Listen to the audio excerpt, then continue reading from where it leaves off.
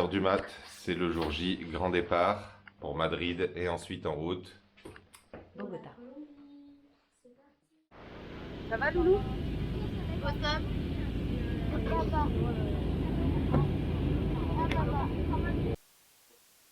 Et après 8 heures de vol, nous voilà dans notre jolie chambre d'hôte. Nous partons directement visiter la Candelaria, le quartier historique de Bogota.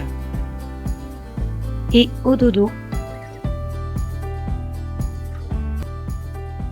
Le lendemain matin, c'est un réveil à 4 heures du matin, forcément, avec le décalage horaire.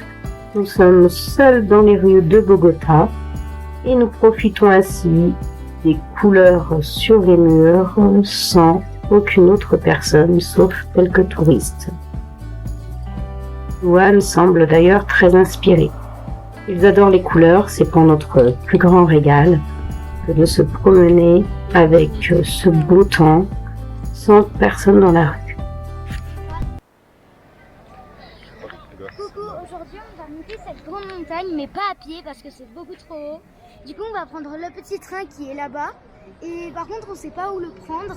Du coup on va un peu aller partout pour voir. T'es sûr? Ça va, Loulou? Bah non, en fait ça va pas, dis pourquoi? Parce que on est trop haut, donc j'ai le mal de l'altitude et on trouve pas des feuilles de coca pour pas avoir mal. Et du coup, Ça m'énerve. tu vas faire quoi? Ouais? Je vais rentrer en France. Tu vas rentrer en France déjà?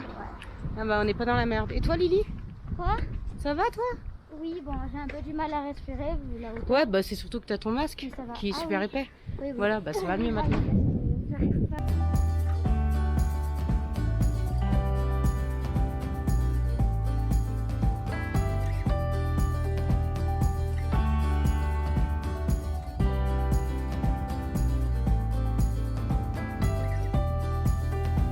Nous ne monterons finalement pas en haut de cette montagne, mais irons visiter le musée de l'or avec tout cet art précolombien et notamment ses parures qui étaient enterrées avec les défunts.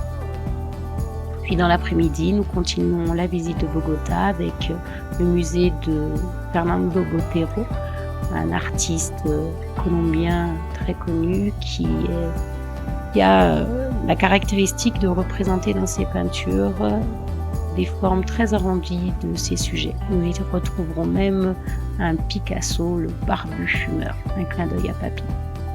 Puis nous quittons Bogota et ses couleurs pour se diriger vers la Vieja et le désert de Tatacoa. Nous découvrons ainsi dans le bus le paysage qui change de ville à campagne, ce qui nous rend parfois plus à l'aise que ces villes monumentales telles que Bogota. Puis nous arrivons à Tatacoa, dans une chambre d'hôte perdue au milieu du désert.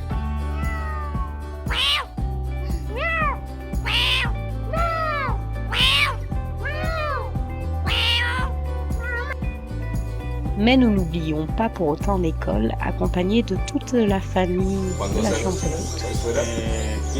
15. Ah, c'est le fin del colegio. No, No. El otro El otro año, Sí. 16. Natalia et ses enfants à qui on offrira les petites poupées faites par mamie. Et également les personnes rencontrées, notamment pour louer un cheval, une petite balade de 30 minutes, soi-disant, rapide pour aller voir une piscine sur fond de désert gris, balade en cheval dans le désert qui sera mémorable puisqu'elle aura duré environ 5 heures. Oh, On n'en pouvait plus. Caballo. Et Nick est mort. Les filles au contraire, étaient plutôt motivées.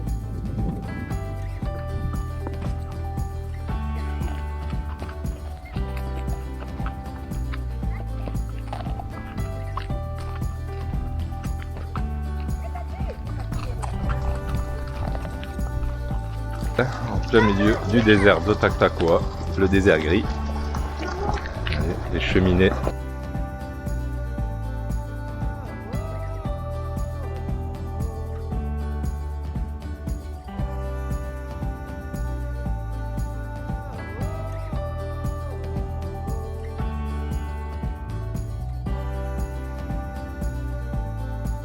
Et le lendemain, c'est la visite du désert rouge. Alors on va manger un piment. Apparemment, c'est les piments, un des piments les plus forts du monde, vu qu'en Colombie, ils ont des piments très forts. Donc on va le goûter. C'est loin, hein? Alors Mal. Ça va? Je pique. Bon, en fait, je vous explique. Moi, ce n'est pas l'un des piments les plus forts du monde. Ce fruit se trouve sur les hauts des mini-cactus. Tu nous montres? Et oui, c'est sur... Ça a le goût de titanium. Ces petits cactus, on les trouve en haut sur la partie blanche. Et ça s'enlève et c'est très bon.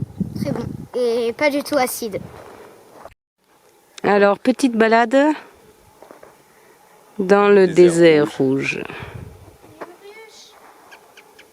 Non mais les filles, vous vous rendez compte un petit peu de la chance qu'on a, mais Oui, c'est magnifique. toute ma vie j'ai rêvé de voir ces cactus géants comme ça quand je lisais Lucky Luke. C'est magnifique. T'as vu le crabe?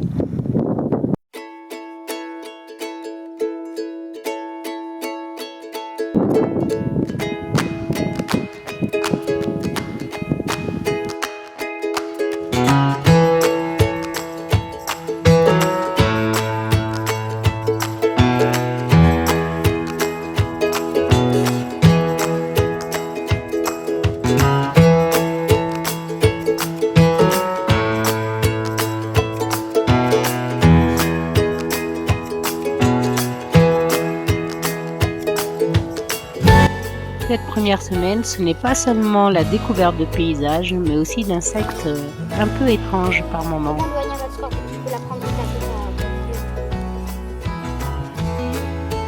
Attention, il y a pris USB. Mais les fourmis, elles montent dessus. Et pas toujours là où on voudrait. Ça fait vraiment les occidentaux.